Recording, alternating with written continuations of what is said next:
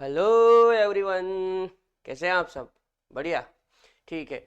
आज हम पढ़ने वाले हैं फर्स्ट ऑर्डर रिएक्शन के लिए साम्य स्थिरांक और अभिकारक की सांद्रता के बीच संबंध। ठीक है, चलो। तो फर्स्ट हेडिंग हमारी वही है, फर्स्ट ऑर्डर रिएक्शन के लिए साम्य स्थिरांक तथा अभिकारक की सांद्रता के बीच संबंध। ठीक है, चलो सबसे पहले मैं आपको कुछ बातें समझाता हूं। जैसे मान लो हमारे पास कोई रिएक्शन है,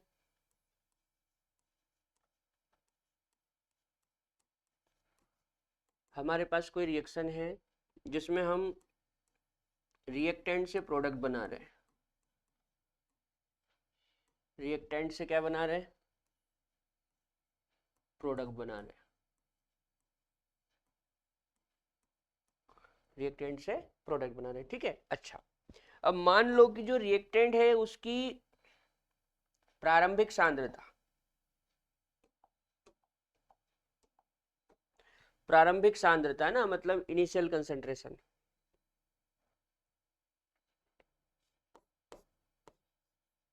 प्रारंभिक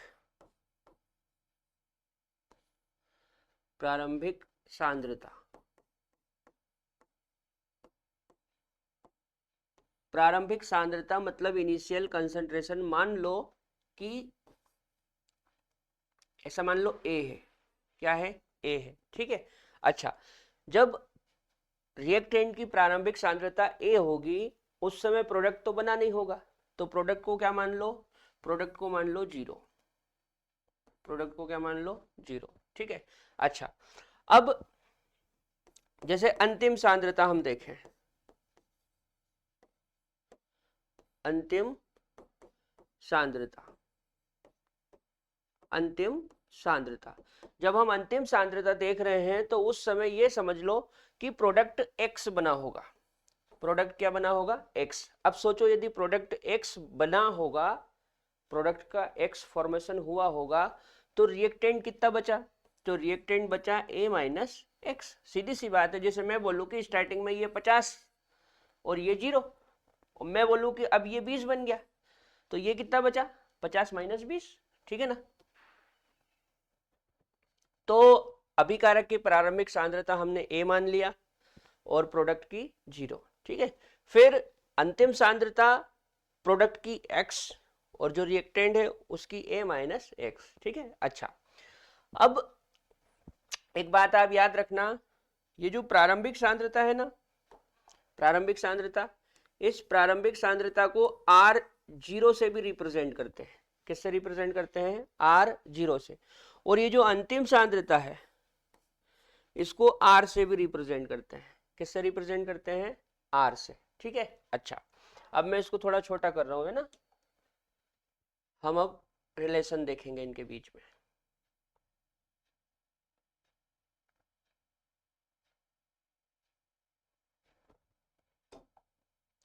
तो फर्स्ट ऑर्डर रिएक्शन के लिए क्या होता है? First order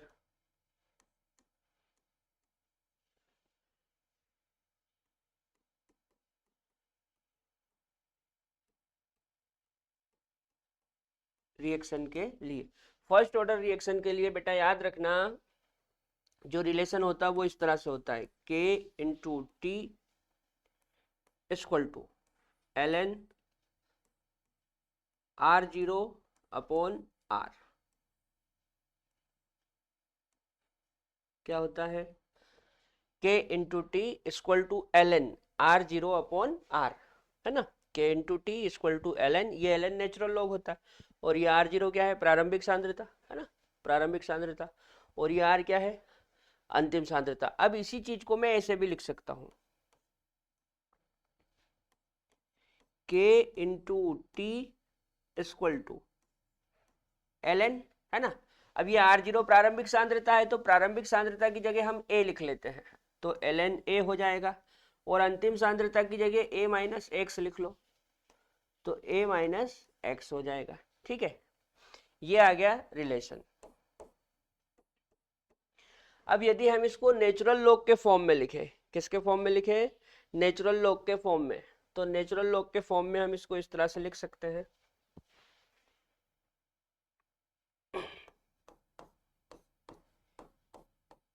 k into T equal to ln r0 upon r। एक तो हमने ये लिख रखा है,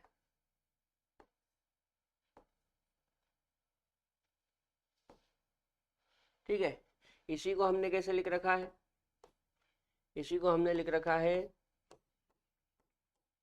k into T equal to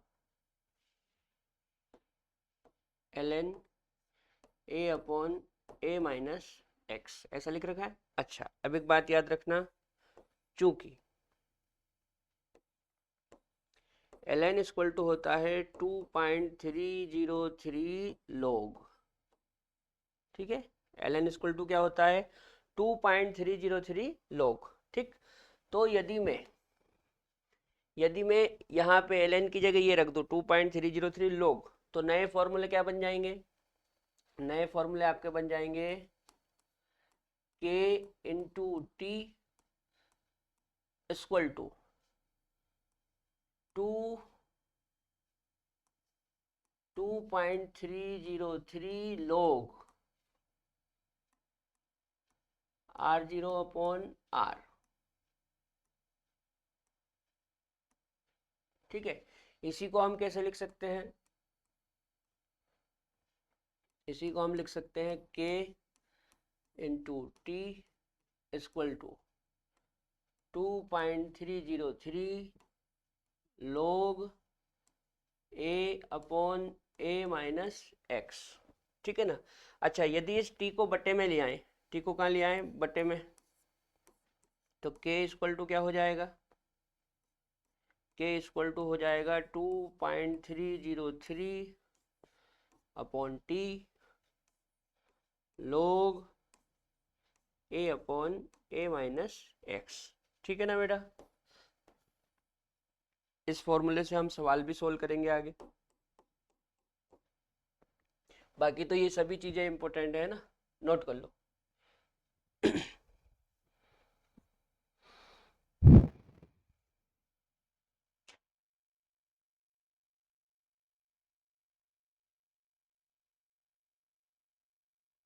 अच्छा, पीछे का नोट कर लिया था आपने?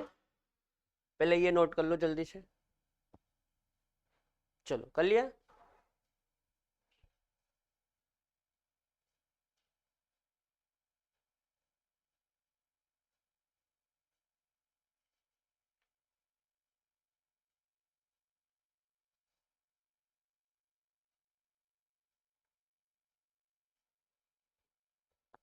अब ये वाला नोट कर लो फटाफट।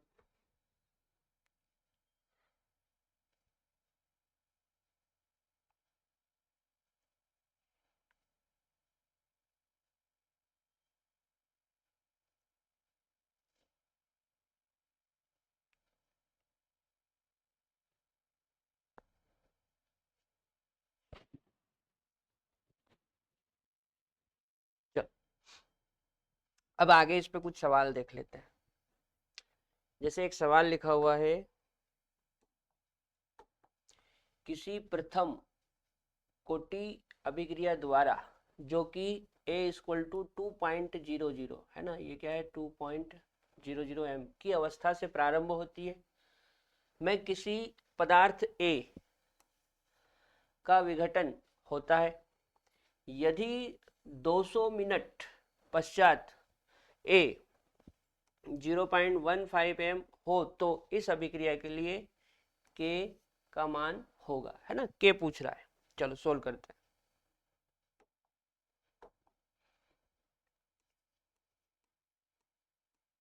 तो अभी हमने फॉर्मूला लिखा था k equal to 2.303 upon T, ठीक है ना, और log a upon a minus x, ठीक है। अच्छा, इसमें ये क्या है? ये प्रारंभिक सांद्रता है ना, और ये क्या है? ये अंतिम सांद्रता है। ये पूरा क्या है? अंतिम सांद्रता। ठीक, अच्छा, तो k इक्वल टू 2.303 और टाइम कितना दिया है, 200 मिनट दिया है, ये 200 मिनट, तो यहाँ पे 200 रख लो। ठीक है, लोग प्रारंभिक सांद्रता कितनी है 2, तो यहाँ पे 2 ले लो। अंतिम सांद्रता कितनी है 0.15, तो यहाँ पे 0.15 ले लो। ठीक है ना, ये अंतिम सांद्रता है। ये कौन सी सांद्रता है, अंतिम।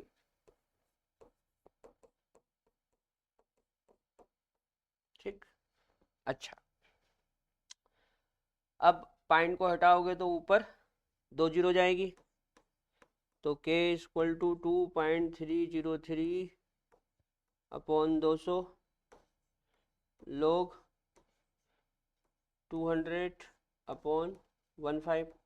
ठीक है, अच्छा, इसको कैसे लिख सकते हैं, इसको अपन ऐसे लिख सकते हैं, k इक्वल टू 2.303 अपॉन 200, है ना, और लोग, देखो ये ऐसा बन गया।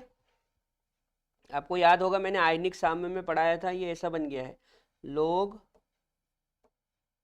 a by B equal to क्या लिखते हैं, लोग,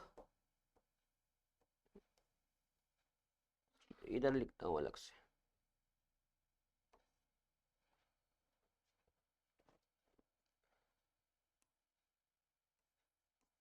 लोग 200 माइनस लोग 15। ये याद है आपको, अपन आयनिक साम्य में पढ़ते हैं ऐसा। देखो आयनिक साम्य में अपन ऐसा पढ़ते हैं, log a by B equal to, इसको कैसा लिखते हैं, लोग a माइनस लोग b, ऐसा लिखते हैं, आयनिक साम्य में अपन ने पढ़ा था, है ना। तो 2.303 अपॉन 200 और लोग 200 माइनस लोग 15। ठीक, अच्छा, अब k इक्वल टू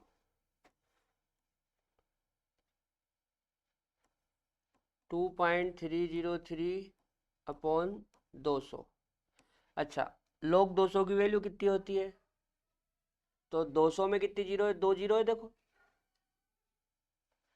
200 में कितनी जीरो है, 2 जीरो, तो 2 जीरो का हो गया 2, और 2 की वैल्यू होती है 0.30। कुछ समझ में आया क्या करा मैंने, देखो 200 में 2 जीरो है, तो 2 जीरो का ले लिया 2, और log 2 की वैल्यू 0.30, 0.30, है ना, माइनस log 15, तो log 15 की वैल्यू कैसे निकालेंगे, 15 को कैसे लिखते हैं, 5 या 15, log 5 की वैल्यू 0.70 और log 3 की वैल्यू 0.48, ये हो जाएगा 8, और 7 4 11, 1.18, 1.18। अब इसको सोल्व कर लोगे।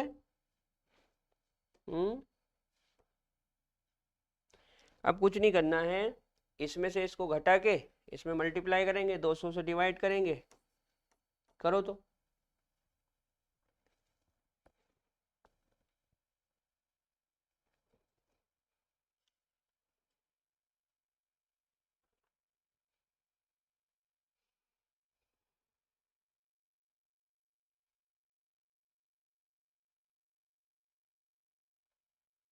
इसको सोल्व करना तो ये आएगा 1.3 इंटू 10 की पावर -2 मिनट इनवर्स। ठीक है, नोट कर लो।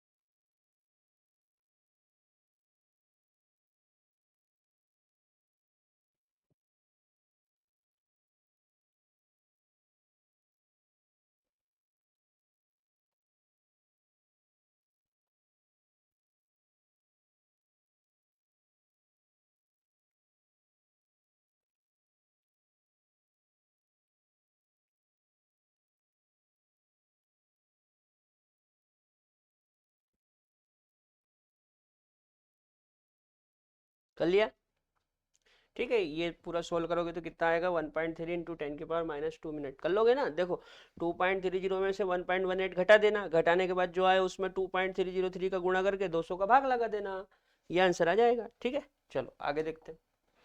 एक और सवाल है, एक प्रथम कोटि की अभिक्रिया में N2O5 की प्रारंभिक सांद्रता कितनी है, 1.24 इंटू 10⁻² m है। यदि 60 मिनट के बाद 60 मिनट बाद अभिकारक की सांद्रता 0.20 इंटू 10⁻² m हो जाती है, तो इस अभिक्रिया के लिए वेग स्थिरांक, वेग स्थिरांक मतलब वही के बताना हमको, है ना। चलो पहले इसको छोटा कर ले, वेग स्थिरांक बताएं।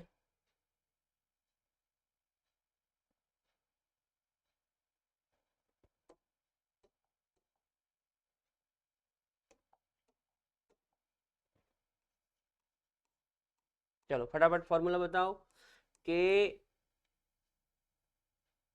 Equal to 2.303 upon T log a upon a minus x, ये फॉर्मूला हो गया। इसमें a क्या है, प्रारंभिक सांद्रता, और a माइनस एक्स क्या है, अंतिम सांद्रता, ठीक है। इक्वल टू 2.303, टी कितना है 60 मिनट, तो यहाँ पे 60 ले लो, लोग प्रारंभिक सांद्रता कितनी है 1.24 इंटू 10⁻⁻2, अंतिम सांद्रता कितनी है 0.20 इंटू 10⁻⁻2, ठीक है। -2 से -2 तो कट जाएगा, के इक्वल टू 2.303 अपॉन 60 लोग। अच्छा, पॉइंट के बाद ऊपर भी 2 अंक है, देखो पॉइंट के बाद ऊपर भी 2 अंक और पॉइंट के बाद नीचे भी 2 अंक, तो पॉइंट से पॉइंट कट जाएगा, ऊपर हो जाएगा 124 और नीचे हो जाएगा 20, ठीक है। चलो के इक्वल टू 2.303 अपॉन 60 लोग, है ना। देखो 2 से 2 छंग 12 और 2 दूनी 4, मतलब 62, और ये 0 से डिवाइड करेंगे तो 6.2 आएगा, कितना आएगा 6.2, ठीक। अब k equal to 2.303 upon 60 into, देखो log 6 की वैल्यू कितनी होती है, क्योंकि log 6 की वैल्यू होती है 0.78, log 6 की वैल्यू कितनी होती है 0.78। यदि आपको log की वैल्यू नहीं पता है, log कैसे निकालते हैं वो नहीं पता है, तो आप आयनिक साम्य वाले वीडियो देखें, ठीक है। आयनिक साम्य में मैंने फर्स्ट लेक्चर में log निकालना ही सिखाया था, क्लियर। तो देखो log 1 की वैल्यू 0 होती है, log 2 की वैल्यू 0.30 होती है, log 3 की वैल्यू 0.48 होती है, log 4 की वैल्यू 0.60 होती है, log 5 की वैल्यू 0.70 होती है ना, और log 6 की 0.78। लेकिन यहाँ पे क्या है 6.2 है, तो इसको थोड़ा सा बढ़ा लो, इसको थोड़ा सा बढ़ा लो, तो 6.2 की करीबन करीबन 0.80 ले लो आप, ठीक है, इतना ले लो 0.80, ठीक। सोल्व करो तो कितना आएगा, करो।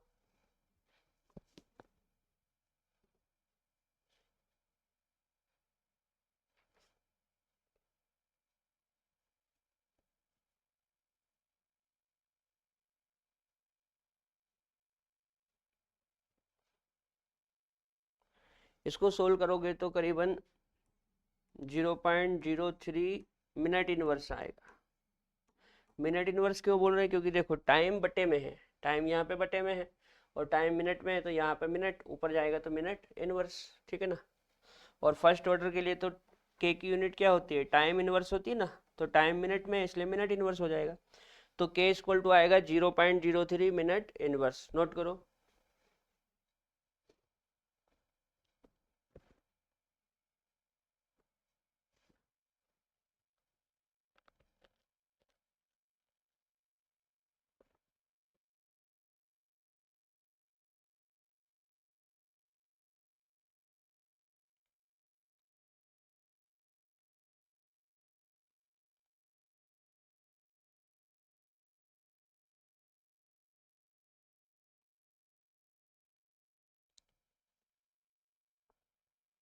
चलो आगे बढ़ जाएं। ठीक है, नेक्स्ट है इसमें ग्राफ, है ना। फर्स्ट ऑर्डर की रिएक्शन के लिए ये ग्राफ है, ठीक है। दोनों ग्राफ कैसे बने मैं समझा देता हूँ आपको। देखो, जैसे फर्स्ट ऑर्डर रिएक्शन के लिए यहाँ पे एल, ये क्या हो रहा है,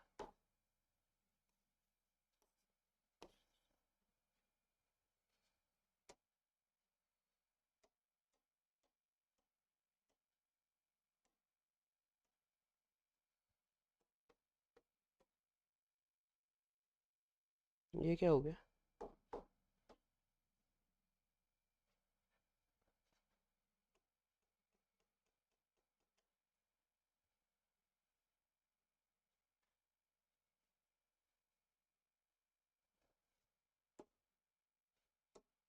कुछ भी नहीं हो रहा है।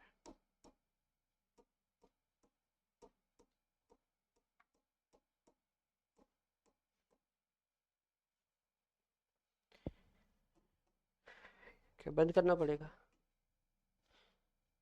ठीक है, थोड़ा सा इसको हम बंद कर रहे हैं ना, पता नहीं क्या हो गया।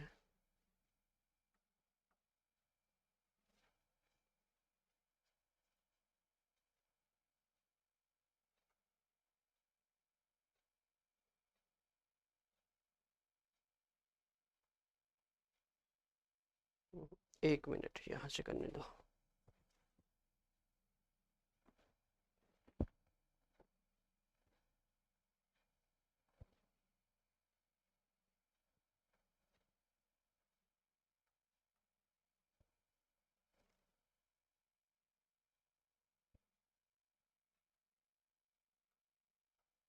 पावर में से ही बंद करना पड़ेगा शायद, करने दो एक बार। कुछ टेक्निकल प्रॉब्लम आ गई है ना, थोड़ा सा रुको, करते कुछ।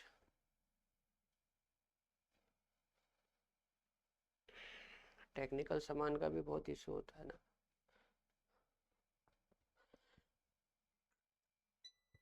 इलेक्ट्रिकल सामान पता नहीं कब धोखा दे जाए।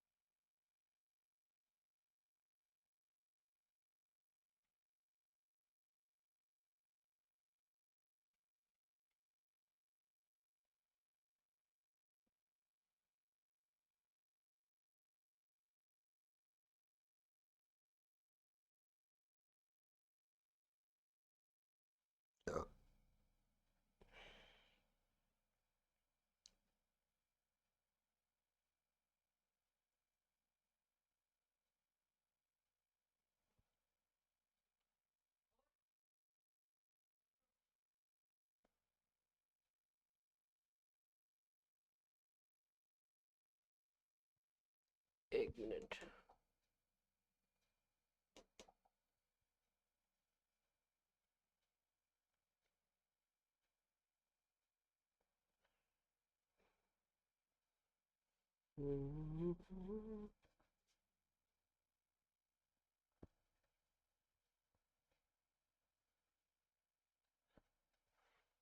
चलो हम ग्राफ देख रहे थे, है ना। ग्राफ, ये रहा ग्राफ।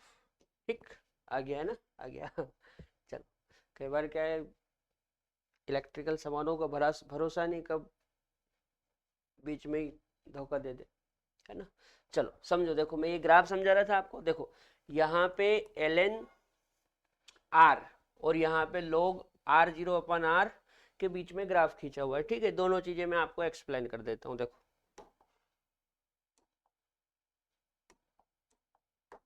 एक बात समझना है ना, हमने सबसे शुरू में फॉर्मूला लिखा था, फॉर्मूला लिखा था हमने के इक्वल टू,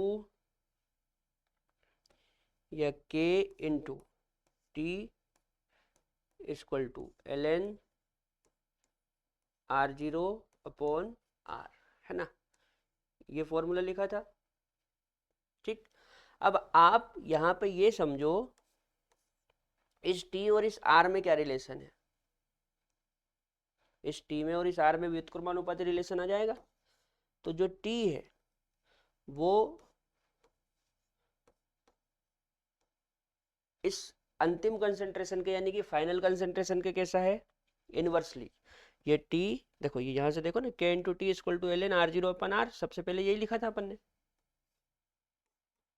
अब यहाँ से टी और आर में क्या रिलेशन हो गया, व्युत्क्रमानुपाती। मतलब जैसे जैसे आपका टाइम बढ़ेगा वैसे वैसे फाइनल कंसंट्रेशन और कम होगी। भाई व्युत्क्रमानुपाती रिलेशन में क्या होता है कि एक चीज को बढ़ाओगे तो दूसरी कम होगी, है ना। तो टी और ये आर एक दूसरे के इनवर्सली है, तो जैसे जैसे टाइम बढ़ेगा वैसे वैसे ये आर और कम होगा। तो यहाँ पे देखो घटता हुआ ग्राफ आ रहा है, ठीक है। अच्छा, इसका स्लोप क्या होगा, तो इसका स्लोप होगा स्लोप इक्वल टू माइनस के। मतलब इसका जो स्लोप आएगा वो साम्य स्थिरांक के बराबर आएगा, ठीक है। और नेगेटिव इसलिए लगा रखा है क्योंकि ये नीचे जा रहा है। क्लियर। चलो यहाँ पे समझो, यहाँ पे क्या है, यहाँ पे हमने फॉर्मूला लिखा था, आपको याद हो तो, K into T equal to 2.303 R zero upon R, ऐसा लिखा था, ठीक है। अब एक बात समझो आप, ये जो टी है ये इस आर जीरो अपन आर से कैसा है, ये इस आर जीरो अपॉन आर के डायरेक्टली प्रोपोर्शनल है। देखो इस पूरे के ये टी कैसा है, डायरेक्टली प्रोपोर्शनल। यदि मैं इसको छोड़ दूं या इसको छोड़ दूं तो एक अलग बात है, लेकिन अभी मैं ये पूरा देख रहा हूं, ये पूरा। तो ये जो टी है ये इस पूरे के कैसा हो गया, डायरेक्टली प्रोपोर्शनल हो गया। मतलब जैसे जैसे आपका टाइम बढ़ेगा वैसे वैसे ये पूरा भी बढ़ेगा, इसलिए ग्राफ ऐसा आएगा, ठीक है, समानुपाती वाला। ठीक, और आर जीरो आर को ही हम ऐसे लिख सकते हैं, ए अपॉन ए माइनस एक्स, ठीक है ना। और इसका जो स्लोप आएगा, जो ढाल आएगा, वो किसके बराबर आएगा, के अपॉन 2.303 के बराबर आएगा। क्लियर, नोट कर लो। चलो आगे बढ़े। अगला है फर्स्ट ऑर्डर रिएक्शन के लिए समय तथा अभिकारक की सांद्रता के बीच संबंध, है ना। ये कैसे आता है देखते हैं। देखो अभी हमने फॉर्मूला लिखा था फर्स्ट ऑर्डर के लिए, क्या फॉर्मूला लिखा था, first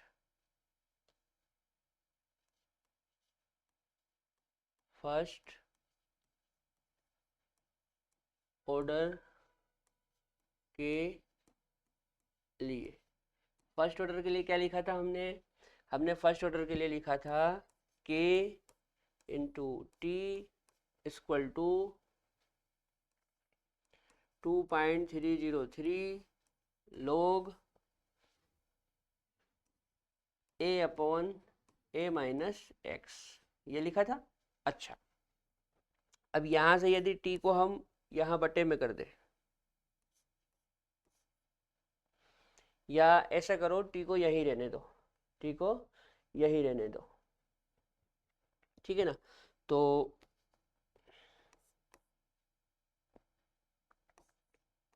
T equal to T1 time पर, T equal to T1 time पर, यदि मैं इस टी की जगह T1 टाइम ले लूँ, टी की जगह क्या ले लूँ, T1 टाइम ले लूँ, तो क्या होगा, तो ये इक्वेशन बनेगी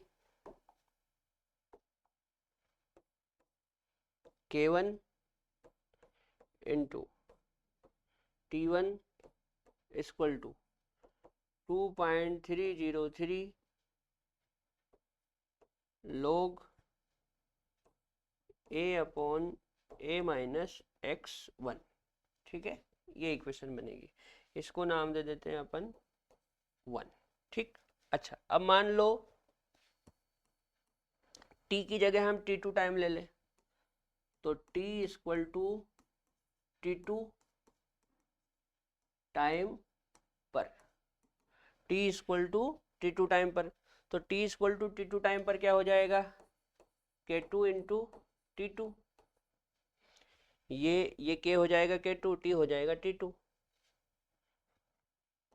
equal to 2.303 log A upon A minus x two, इसको नाम दे देते हैं हम 2।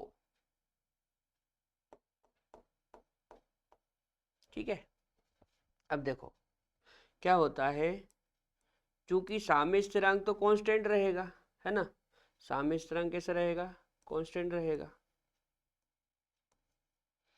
तो चूंकि k1 equal to k2, k1 equal to k2, हालांकि टेम्परेचर चेंज होने पे साम्य स्थिरांक भी चेंज होता है ना, टेम्परेचर जब चेंज होता है तो साम्य स्थिरांक भी चेंज होता है, ठीक। लेकिन मैं ऐसा मान रहा हूं यहाँ पे, मान लेते हम, माना कि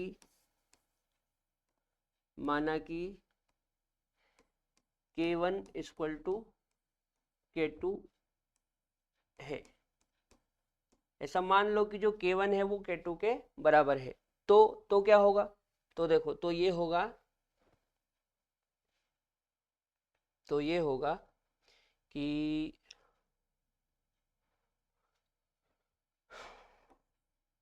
T1 upon T2 equal to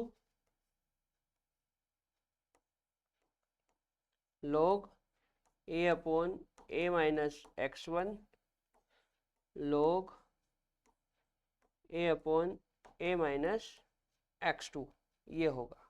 ठीक है, ये रिलेशन आएगा, T1 upon T2 equal to log a upon a minus x1 upon log a upon a minus x2। कुछ गलत तो नहीं बोल दिया मैंने, T1 upon T2 equal to log a upon a minus x1 फिर upon log a upon a minus x2। ठीक है, ये रिलेशन बनेगा जब आप इसको सोल्व करेंगे तो, है ना। सोल्व कर लोगे, सोल्व कर लोगे, कुछ नहीं करना है, इसको T1 को यहाँ बटे में लेना, इस T2 को यहाँ बटे में लेना, और K1 K2 की जगह ये पूरी इक्वेशन लिखोगे तो ये आ जाएगा, है ना। नोट करो,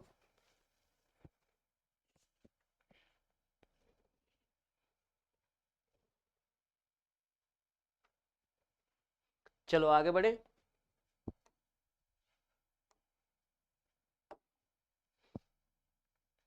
यहाँ पे फिर एक सवाल है, एक प्रथम कोटि की अभिक्रिया 45 मिनट में अर्ध पूर्ण होती है, मतलब आधी पूर्ण हो जाती है, इसे 99.9% पूर्ण होने में कितना समय लगेगा। चलो सोल्व करते हैं। देखो, अभी हम एक फॉर्मूला लाए थे, T1 upon T2 equal to log a upon a minus x1 log a upon a minus x2। ठीक है, अब ये a क्या है, a तो इनिशियल कंसंट्रेशन है, और इनिशियल कंसंट्रेशन तो 100% होती है ना, जो इनिशियल कंसंट्रेशन है वो कितनी होती है, 100% होती है। तो चूंकि a इक्वल टू 100% है, a कितना है, 100% है, इसलिए मैं क्या लिख सकता हूँ, T1 upon T2 equal to log a की जगह 100 आ जाएगा, है ना, तो 100 upon 100 minus x1 log 100 upon 100 minus x2। ठीक है ना भाई, a क्या है, a प्रारंभिक सांद्रता है, और प्रारंभिक सांद्रता तो 100% होती है ना, तो मैंने a की जगह 100 रखा है। अब बस आप फॉर्मूले में वैल्यू रख लो। तो देखो, एक प्रथम कोटि की अभिक्रिया 45 मिनट में, इसको T1 मान लो, हमको T2 चाहिए। ठीक है, equal to log 100 upon 100 minus 45 minute में अर्ध पूर्ण हो जाती है, 45 मिनट में अर्ध पूर्ण हो जाती है मतलब आधी कंप्लीट हो जाती है, आधी कंप्लीट हो जाती है मतलब 50% कंप्लीट हो जाती है, यानी कि यहाँ पे 50 रखना है। ठीक है, क्या रखना है, 50। ठीक है, अच्छा, फिर log 100 अपॉन 100 माइनस तो 99.9% पूर्ण होने में, मतलब यहाँ पे अपन लिखेंगे 99.9% पूर्ण होने में कितना टाइम लगेगा, तो ये T2 हमको निकालना है। ठीक है, चलो सोल्व करते हैं। 45 T2 इक्वल टू लोग, एक बात समझो, देखो 100 में से 50 जाएगा तो 50 बचेगा, 50 को 100 से डिवाइड करोगे तो 2 आएगा। अच्छा, यहाँ पे देखना, 100 में से 99.9 घटाओगे तो 0.1 आएगा, 0.1 आएगा, 0.1 का पॉइंट हटाएंगे तो ऊपर 1000 हो जाएगा, ये आएगा। ठीक है, अच्छा 45/T2 इक्वल टू log 2 की वैल्यू क्या होती है, log 2 की वैल्यू होती है 0.30, 0.30।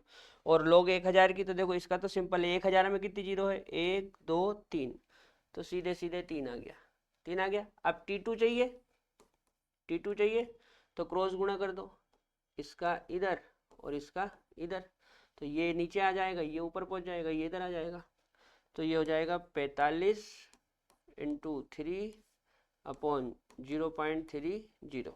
ठीक है, ऐसा करते हैं, इसकी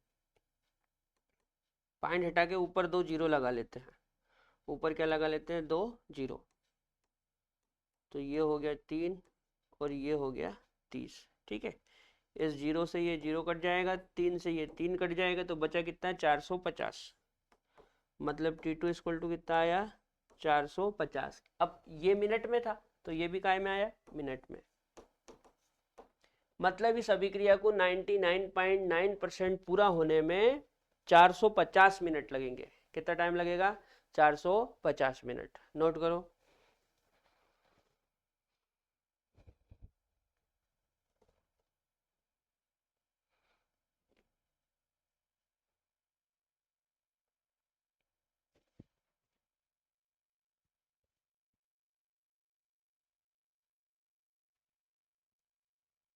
आगे बढ़ जाए क्या, चलो एक और सवाल देखो, बहुत अच्छे से समझ में आ जाएगा। एक प्रथम कोटि की अभिक्रिया 10 मिनट में, 10 मिनट में कितनी पूरी होती है, 90%। तो 99% पूर्ण होने में कितना समय लगेगा, है ना। देखो पहले फॉर्मूला लिखो, कुछ भी नहीं है, बहुत सिंपल सवाल है। पहले फॉर्मूला लिखो, फॉर्मूला क्या है, T1/T2, T1/T2 equal to log 100/100 minus x1। ये मेन फॉर्मूला है ना, डायरेक्ट आप ये वाला फॉर्मूला लगाना, log 100/100 माइनस x2। ये 100 कहाँ से लाया, देखो इधर समझो बात को, ये जो है ना बेटा, ये दिख रहा है, ये ए, इस ए को मैंने 100 मान लिया है, क्योंकि प्रारंभिक सांद्रता तो 100% होती है। प्रारंभिक सांद्रता कितनी होती है, 100% होती है। इसलिए मैंने इस ए को क्या मान लिया है, इस ए को मैंने मान लिया है 100%, क्योंकि अभिकारक की प्रारंभिक सांद्रता 100% होती है। ठीक है ना।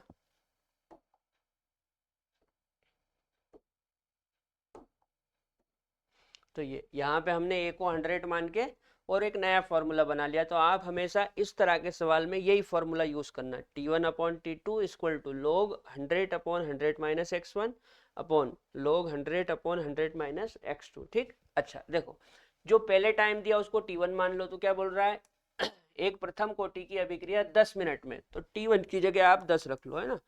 और T2 हमको निकालना है, बस बहुत सिंपल है। अब क्या करो, log 100/100 माइनस 10 मिनट में कितना पूर्ण होती है वो x1 की जगह रखना है। तो 10 मिनट में कितनी पूर्ण होती है, 90%, तो x1 की जगह 90 लिख लो। ठीक है, अपॉन log 100/100 माइनस, इसे 99% पूर्ण होने में कितना टाइम लगेगा, तो 99% पूर्ण होने में T2 टाइम लगेगा, तो मैंने T2 लिख लिया। और 99% पूरा करना है तो यहाँ पे क्या लिख लेंगे, 99। बस अब सोल्व हो गया सवाल। 10/T2 इक्वल टू, देखो 100 में से 90 घटाओ, 100 में से 90 घटाओगे तो 10 आएगा, 10 से 100 को काटोगे तो 10 आ जाएगा। तो यहाँ आ गया log 10। यहाँ पे देखो 100 में से 99 घटाओगे तो 1 आएगा, 1 का 100 में भाग लगाओगे तो 100 आएगा, log 100। ठीक है, अब 10/T2 इक्वल टू, log 10 की वैल्यू 1 होती है, 1 लिख दो, और 100 में कितनी जीरो, 2, तो इसका 2 लिख दो, बस हो गया। क्रॉस गुणा कर लो, इसका इधर, इसका इधर, तो ये यहाँ पहुंच जाएगा, ये नीचे आ जाएगा। तो T2 इक्वल टू क्या हो गया, 20 मिनट। कितना मिनट, 20 मिनट।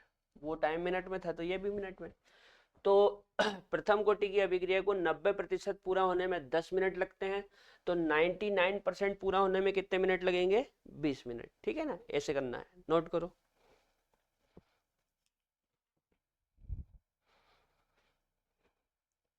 चलो आगे बढ़ जाएं।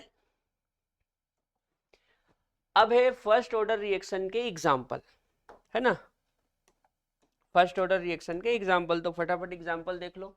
फर्स्ट ऑर्डर रिएक्शन के एग्जाम्पल, पहला एग्जाम्पल क्या है, एस्टर का अम्लीय जल अपघटन। एस्टर का जो अम्लीय जल अपघटन होता है वो प्रथम कोटि की अभिक्रिया है, ठीक है, याद रखना।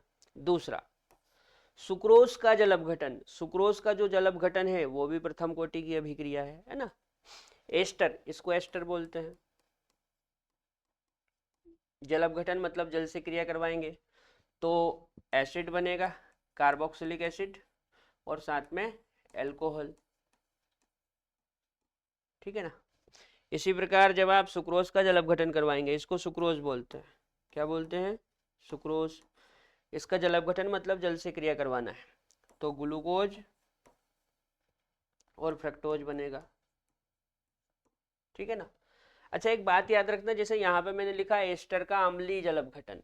एस्टर का अम्लीय जल अपघटन फर्स्ट ऑर्डर की रिएक्शन है, लेकिन यदि क्षारीय जल अपघटन बोल दे, बेसिक हाइड्रोलाइसिस, तो वो द्वितीय कोटि की अभिक्रिया होती है। अम्लीय जल अपघटन प्रथम कोटि की अभिक्रिया है और क्षारीय जल अपघटन द्वितीय कोटि की, सेकंड ऑर्डर, याद रखना। चलो अगला है बेंजीन डाइजोनियम क्लोराइड का जल अपघटन। ये आपने पढ़ा होगा ऑर्गेनिक में, बीटीसी करके पढ़ाते हैं इसको। क्या पढ़ाते हैं, बीडीसी, बेंजीन डाइजोनियम क्लोराइड। इसका जब आप जल अपघटन करवाएंगे तो फिनॉल बनता है। क्या बनता है, फिनॉल। यह भी फर्स्ट ऑर्डर रिएक्शन है। अगला है एथीन का हाइड्रोजिनेशन। ये हाइड्रोजनीकरण में पढ़ा होगा आपने। ये एथीन होता है, इस पे जब आप हाइड्रोजन की क्रिया करवाएंगे तो एथेन बनता है। क्या बनता है, एथेन। इसी को हाइड्रोजनीकरण बोलते हैं। ये भी फर्स्ट ऑर्डर रिएक्शन है। अगला है हाइड्रोजन परऑक्साइड का उत्प्रेरकी विघटन। इसको हाइड्रोजन परऑक्साइड बोलते हैं। H2O2 को क्या बोलते हैं, हाइड्रोजन परऑक्साइड। कैटलिस्ट के प्रेजेंट में इसका जब आप विघटन करवाएंगे तो वाटर और O2 बनेगा, और ये भी फर्स्ट ऑर्डर की रिएक्शन है ना, फर्स्ट ऑर्डर रिएक्शन है। इसके अलावा N2O5, N2O तथा NH4NO2, इनका जो विघटन होता है वो भी फर्स्ट ऑर्डर रिएक्शन का एग्जाम्पल है ना। ये यहाँ पे विघटन करके बताया हुआ है, देख लो। इसके अलावा DDT का जल अपघटन, DDT पढ़े हो ना, डाइक्लोरो डाइफिनाइल ट्राइक्लोरोएथेन। इसका जो जल अपघटन होता है वो भी फर्स्ट ऑर्डर रिएक्शन है। इसके अलावा जितनी भी रेडियो एक्टिव रिएक्शन होती है, जिनमें रेडियो एक्टिव 6 होता है, जैसे यहाँ पे मैंने एक लिख रखी रिएक्शन, जिनमें भी रेडियो एक्टिव 6 होता है, रेडियो एक्टिव डिक्के, वे सभी चाहे नेचुरल हो चाहे आर्टिफिशियल हो, जिनमें भी रेडियो एक्टिव 6 होता है वे सभी कैसी हैं, फर्स्ट ऑर्डर रिएक्शन है। इसके अलावा एक और एग्जाम्पल है SO2Cl2। SO2Cl2 का जब अपघटन होता है तो SO2 + Cl2 बनता है। ये भी फर्स्ट ऑर्डर रिएक्शन है। क्लियर, नोट करो। तो यहाँ पे हमने आज फर्स्ट ऑर्डर रिएक्शन के बारे में पढ़ा। कल के लेक्चर में मैं आपको जीरो ऑर्डर रिएक्शन के बारे में पढ़ाऊंगा। तब तक के लिए जय राम जी की।